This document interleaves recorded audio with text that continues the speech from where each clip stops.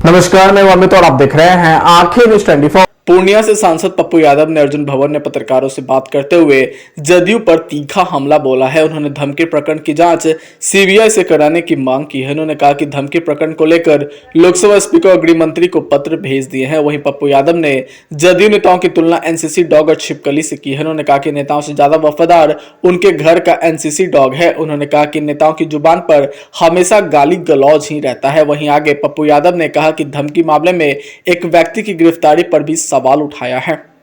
3 आदमी को नेक सलाह देना चाहूंगा। एक मंत्री हैं जो हमेशा गाली गलौज करते हैं। मैंने उनसे कई बार कहा, आप सरकार में हैं, तीनों सरकार में हैं,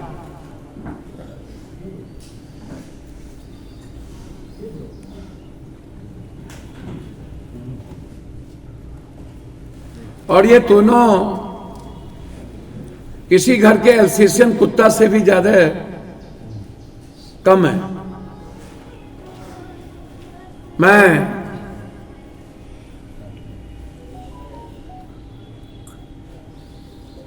इन तीनों की मदद व्यक्तिगत पारिवारिक भी किया है। मेरा उन तीनों के रास्ते से कोई लेना देना नहीं है। मेरा आग्रह 2 ही है, छोटी सी आग्रह। आप में हिम्मत बहुत है, ताकत भी है, आपने बहुत लूट के कमा भी लिया है। आप लोगों के पास कई बीघा जगह जमीन थी वो भी लोगों को पता है, और आप किस गाड़ी पर चलते थे आज से 90 के दशक में, आपका खानदान, वो भी सबको पता है। और आप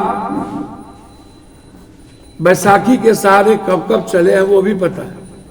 और हमने तीनों को मदद की है। एक प्रवक्ता जी को जो पटना बैठते हैं, जिनको राजद के प्रवक्ता इतना गाली देता है, वो इसलिए जवाब नहीं देते हैं कि वो उसी का जात है।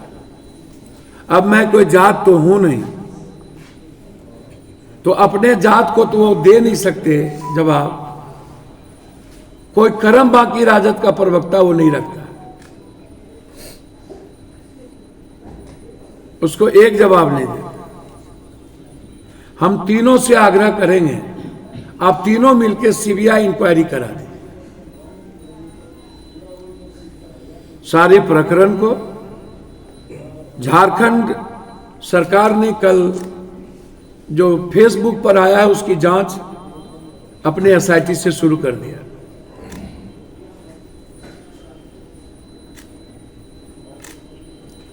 मेरा आग्रह है कि आप गाली गलौज ना करें।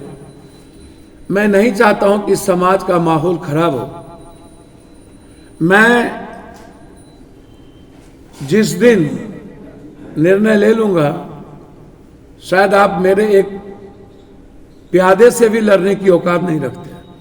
जिस दिन मैं, क्योंकि मैं उस दिन समाज में फिर क्वेश पैदा हो जाए, और फिर बिहार में मैं नहीं चाहता हूं कि आपके बयान का जवाब दूं, नहीं तो जातीय और उन्माद न पैदा हो।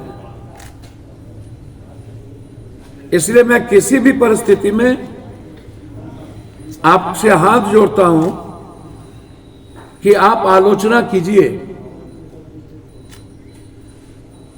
तथ्य के साथ कीजिए, सत्य के साथ कीजिए। आपको पूरा अधिकार है अपनी बात कहने का, लेकिन गाली गलौज करना ये कहीं से भी उचित नहीं है, और शब्दों का चयन होना चाहिए। मैं फिर कहूंगा, 29 धमकियां मिली, और पत्रकार जी लोगों से भी आग्रह करेंगे, बिना पूरे तथ्य को समझे एक व्यक्ति की मुलाकात पटना के यूको पार्क में किसी से होती है तो उसके पीछे कोई टेलीफोन तो होगा, दोनों के टेलीफोन का आदान प्रदान तो होगा, उनको बुलाए तो होंगे, या मिलने के बाद टेलीफोन से बातचीत तो किन्हीं की हुई होगी। आपको वह अपराधी कहता है कि मेरा टेलीफोन नंबर हमको याद नहीं है, उनको टेलीफोन नंबर याद नहीं है, लेकिन इको पार्क में कोई मिले थे। कौन मिले, कैसे मिला, उस दिन का टेलीफोन नंबर उन दोनों का चेक होना चाहिए कि इको पार्क के नजदीक वो दोनों हैं या नहीं। दूसरी चीज, उस दोनों का टेलीफोन नंबर का कॉल डिटेल बताना चाहिए कि वो कॉल डिटेल में कभी वार्ता हुई या नहीं।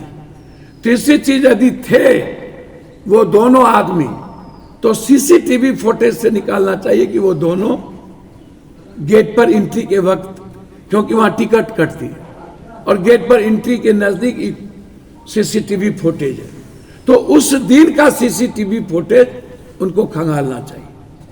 3, चौथा चीज,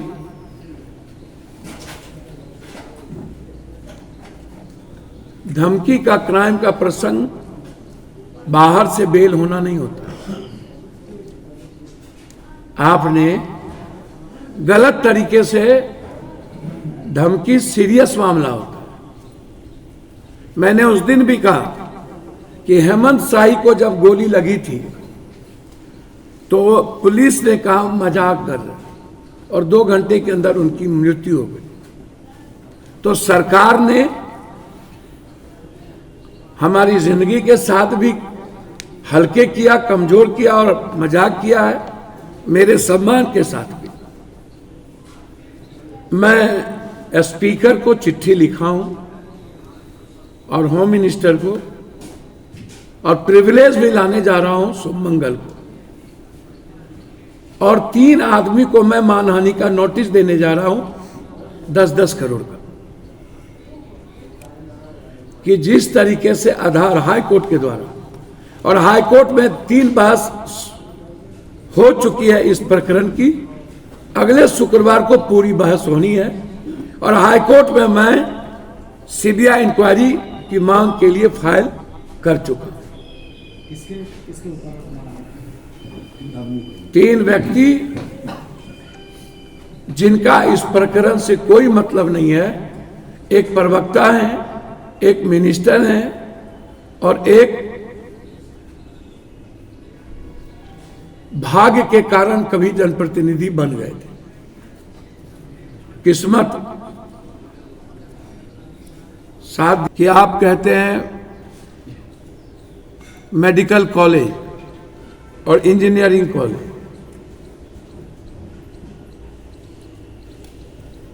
62% डॉक्टर की कमी है, 74% टेक्नीशियन लैब की कमी है। मैंने उस दिन भी यह मुद्दा उठाया था।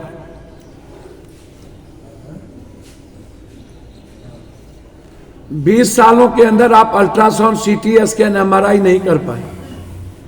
20 साल के अंदर आप अनुमंडल और प्रखंड अस्पताल में आपने अल्ट्रासाउंड, सीटी स्कैन, एमआरआई नहीं दे पाए। आप पंचायत स्तर पर डॉक्टर का निर्माण नहीं कर पाए। आपने कुछ भवन बनाई,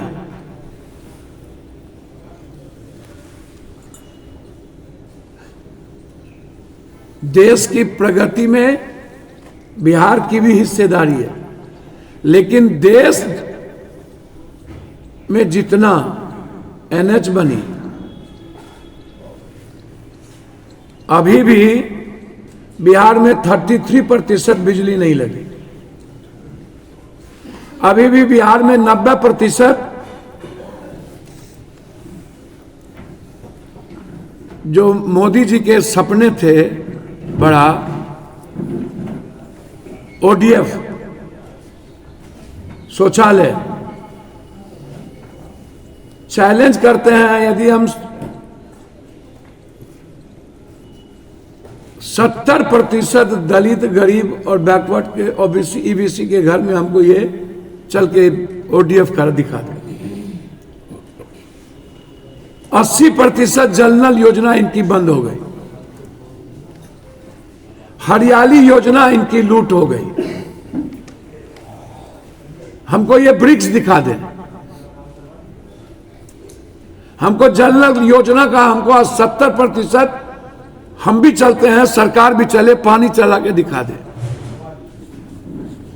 तो ना इनकी हरियाली योजना, जब ये हरियाली योजना का यात्रा करते हैं, ना इनकी पर्यावरण बचाने की योजना, ना ये दारू रोक पाए, ये उसके लिए भी यात्रा किए। पूरे बिहार में हर घर में स्मैक चला गया। इनकी उपलब्धि है सभी बच्चों को स्मैक थमा देना। बिजली का बोझ हम पर ज्यादा पड़ गया। स्मार्ट मीटर को लेकर के हम परसों भी बोले हैं कि आतंक मीटर है, इसको रोको। और बीपीएल परिवार को कब फ्री घोषणा करोगे? आपकी ये घोषणा है। बीपीएल परिवार पर ज्यादा बोझ पड़ जाता है। तो कल जो आकर के यहां डपोर संक लोग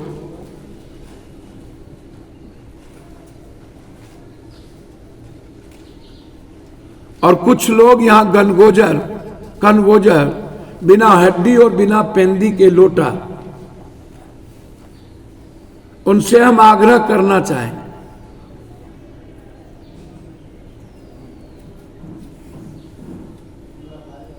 कि प्रधानमंत्री आवास योजना का क्या हुआ? मुख्यमंत्री आवास योजना अभी तक 30% भी नहीं हुई, क्या हुआ?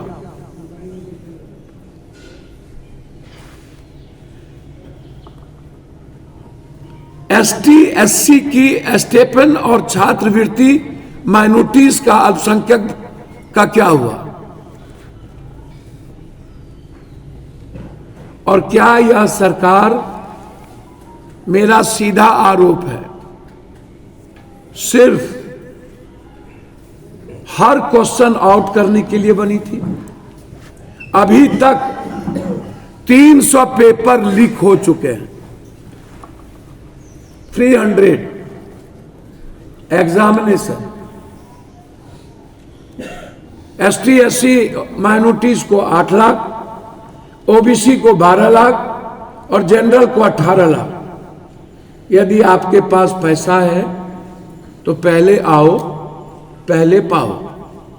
नौकरी बिहार सरकार या भारत में जनरल आदमी के बच्चे जो गरीब हैं वो नहीं कर सकते, क्योंकि उनके पास पैसा नहीं है। हर एग्जाम में ये लाठी चलाते हैं, हर एग्जाम में हमारे बच्चों को मारते हैं, हर एग्जाम में 2 दर्जन बच्चे का पैर टूटता है। मामला नॉर्मलाइजेशन का नहीं है, 1 डे और 1 टाइम एग्जामिनेशन का नहीं है। आप विभिन्न टाइम एक एग्जामिनेशन को, उसी सब्जेक्ट के उसी वैकेंसी को आप अलग अलग लेके अलग अलग क्वेश्चन ऐड करना बार बार, और उसके बाद 80,000 बच्चे हमारे सर्वर फेल होने के चलते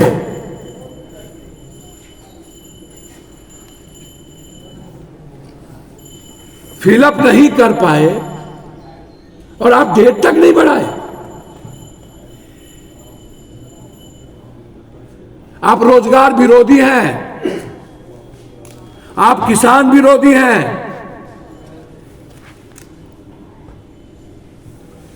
अपराध चरम पर है। जीरो टॉलरेंस का क्या हुआ नीतीश जी?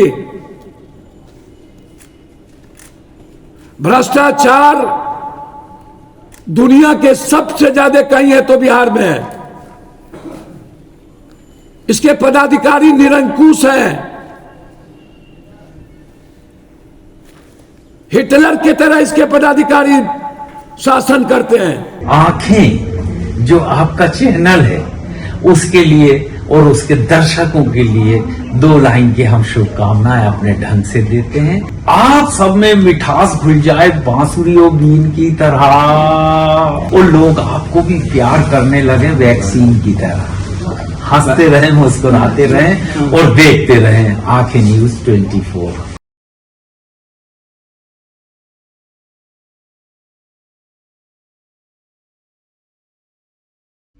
अगर आप भी अपने दुकान, प्रतिष्ठान, school, college, coaching centre, restaurant, cafe का विज्ञापन देना चाहते हैं, वो भी किफायती दर पर, तो आंखें न्यूज़ 24 लेकर आया है आपके लिए एक सुनहरा मौका। आंखें न्यूज़ 24 न्यूज़ पोर्टल की दुनिया में बिहार का सबसे उभरता हुआ चैनल, जहां बिहार झारखंड से जुड़े तमाम बड़ी खबरें देखने को मिलती है। तो देर किस बात की, आज भी जुड़े आंखें न्यूज़ 24 के साथ। संपर्क करें हमारे व्हाट्सएप नंबर 8935876430 पर।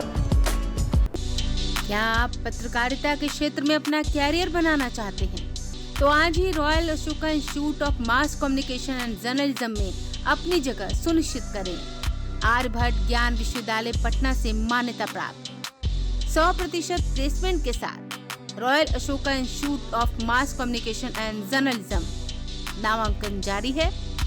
हमारा पता है DS/16 गायत्री मंदिर के समीप, कंकड़ बाग, पटना 8,20,000। आप हमें संपर्क भी कर सकते हैं। हमारा मोबाइल नंबर है 9955456126।